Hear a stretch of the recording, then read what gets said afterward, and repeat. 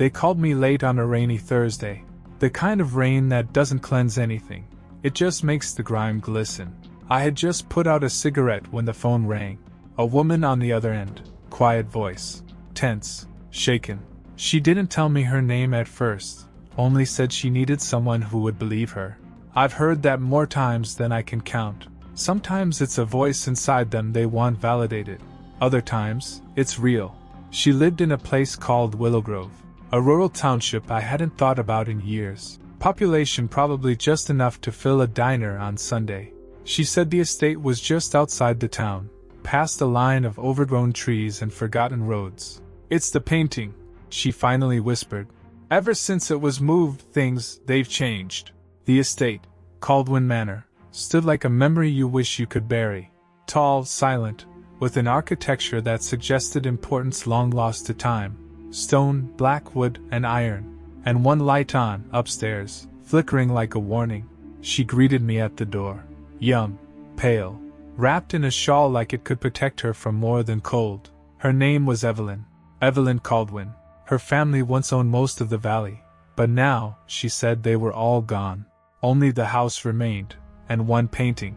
It had been hung in the East Hall just 3 days ago. Brought down from the attic, framed and restored. A portrait, a family ancestor. A woman with eyes too dark and too focused. Evelyn said since it had gone up, things had changed. Whispers. Shadows. The dog wouldn't go near the east wing. Mirrors started to frost over.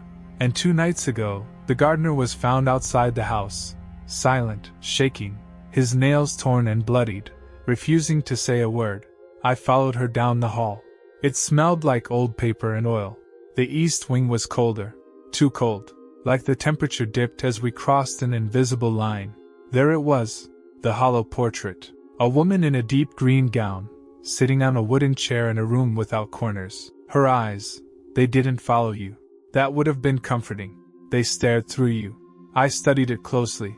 Brushwork from the 1800s, signed only with an etched symbol in the corner, not initials. A circle crossed with 4 sharp lines. Who was she? I asked. Evelyn hesitated. My great-great-grandmother. Her name was Avellini. She was said to have died in childbirth. But there were rumors. They say she practiced something. The silence that followed was not empty. It felt like someone was holding their breath in the room with us. I spent the night in the manor. Evelyn insisted she would sleep downstairs. I took a room across the hall from the portrait. Just me, the rain, and whatever secrets were buried behind oil and canvas. At 2:13 a.m. I heard knocking. Not on my door. On the wall, behind the painting. 3 knocks, then silence. I grabbed my flashlight and stepped into the hallway. The portrait had shifted. Ever so slightly, angled toward my room. Her face looked more defined, her eyes clearer. And for a second, just a second, I swear I saw her mouth almost smile. This wasn't just superstition. Something was here, and I had just stepped into its den. I didn't sleep that night. Not really. The ticking of the hallway grandfather clock was steady enough to measure my heartbeat against. Every creak of the old floorboards felt calculated. And the wind, it didn't howl, it whispered, like it knew a secret I hadn't earned yet. At first light, I headed into town. Willowgrove hadn't changed in years. One general store, a church, a post office that looked abandoned even when open. I stopped by the Historical Society, if you could call one man in a cluttered room of filing cabinets a society. His name was George Talbot, retired librarian turned local historian. I asked him about the Caldwin family.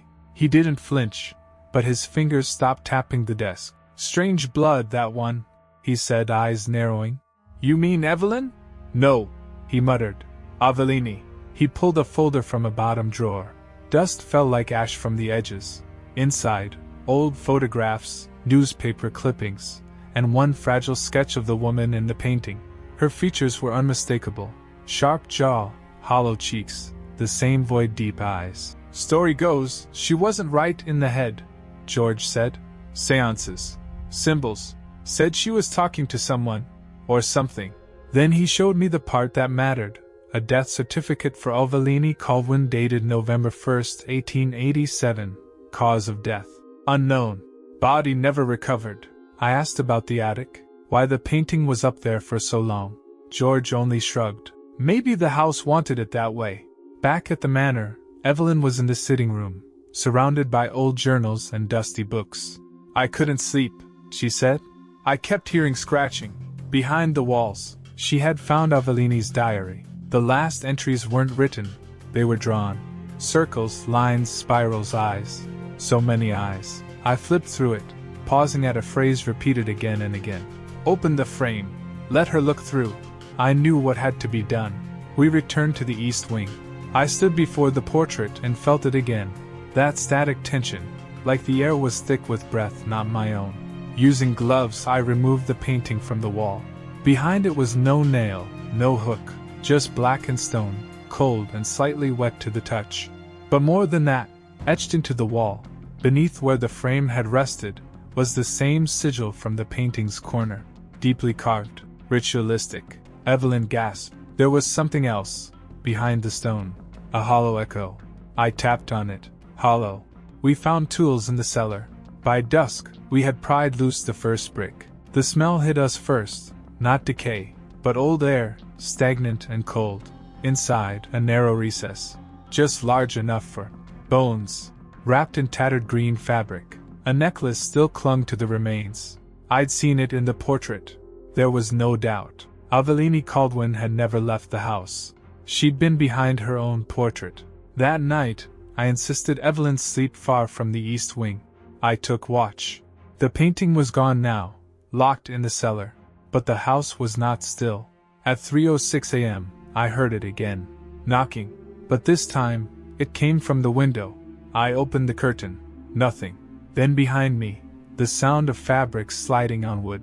The sound of a dress. When I turned, the hallway was empty, but her voice remained. A whisper in my ear. You let me see again. I didn't run. I've dealt with murderers, liars, broken minds, but never a presence that felt so absolute. The kind that pressed itself into the walls, slipped through the seams of a room like mist. You can't arrest a ghost, and you sure as hell can't reason with one. At dawn, Evelyn was gone. Her bed was untouched, front door locked. No tracks in the dew outside. No messages. Just silence. But on the sitting room wall, a portrait, not the old one. This one was new, fresh brush strokes, wet paint. Avellini, once again.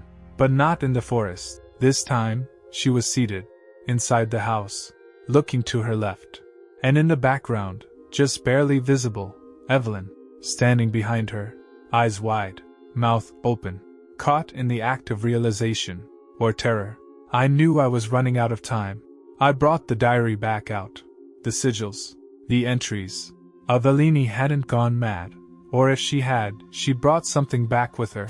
The frame she referenced wasn't just her painting. It was the house.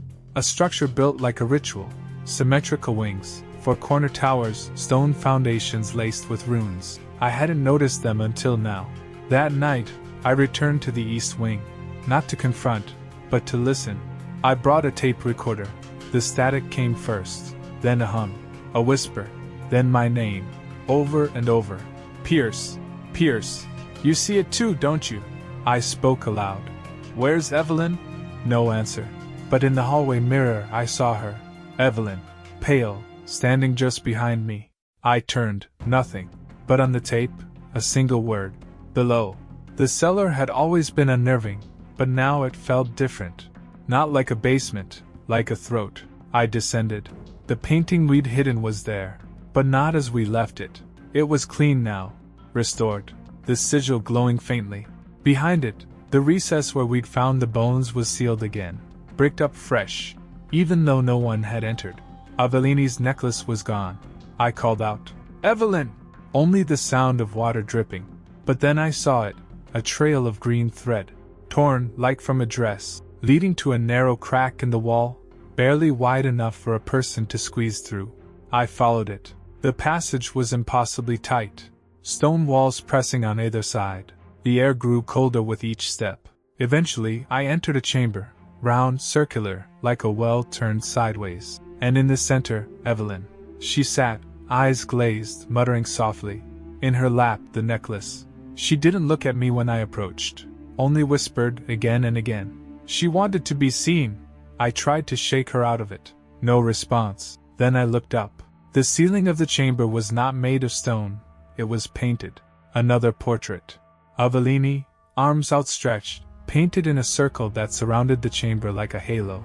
But instead of canvas it was flesh. Human skin. Dried. Stretched. I knew then what the house was. Not haunted. Possessed. I carried Evelyn out. She never blinked. Never spoke. But her heartbeat was steady. Once we reached the main floor, something changed. The house groaned. Windows cracked. Paintings fell from walls, every frame splintering, as if something inside them had shattered from within. And then silence.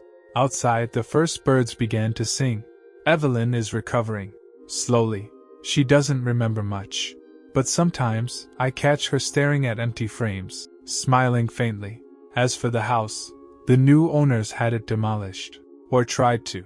The crew swore the machinery failed every time they struck the east wing. Eventually, they stopped trying. Let it rot. Sometimes, people say they still hear knocking inside the fence, or catch glimpses of a woman in a green dress, watching from where a window used to be.